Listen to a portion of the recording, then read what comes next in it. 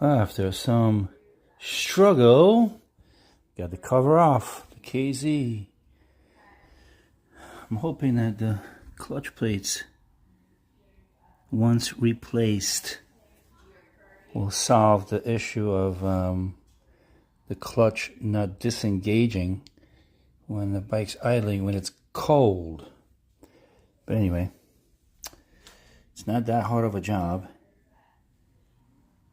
Unfortunately, I have to go and get some 10mm bolts.